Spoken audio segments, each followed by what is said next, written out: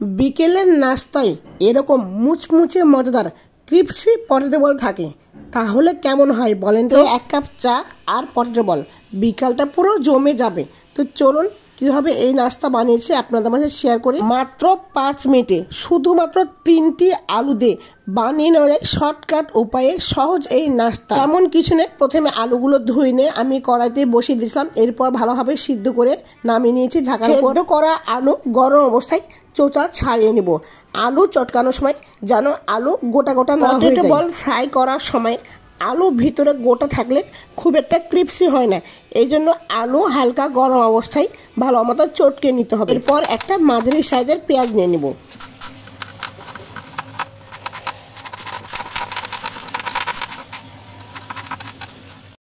পেঁয়াজটা ফোড়নে দেওয়ার মতো করে ভালো মতো কুচি করে নেব।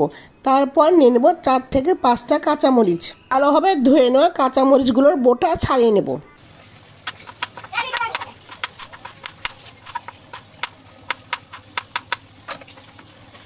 এরপর মাঝারি সাইজের আস্ত একটা রসুন নিয়ে নেব।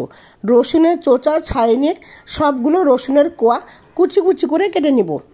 আমার এই পটেটো বানাতে লাগতেছে পেঁয়াজ, কাঁচামরিচ এবং রসুন কুচি। এরপর একটা পরিষ্কার পাত্রে খোসা ছাড়িয়ে নেওয়া আলুগুলো ভালোভাবে নিতে হবে। তারপর একটা বাটনার সাহায্যে ভালোভাবে চটকে নিতে হবে।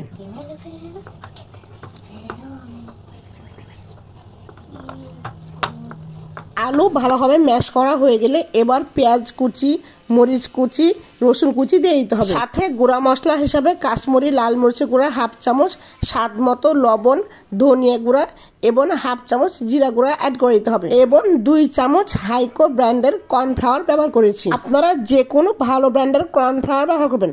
হাতের কাছে কর্নফ্লাওয়ার না থাকলে 2 চামচ চালের গুঁড়ি দেওয়া যেতে পারে। এরপর ভালোভাবে হাতের সাহায্যে নাড়িয়ে সবগুলো মিশিয়ে নিতে হবে যেন একটা থেকে আরেকটা উপাদান পৃথক করা না যায়।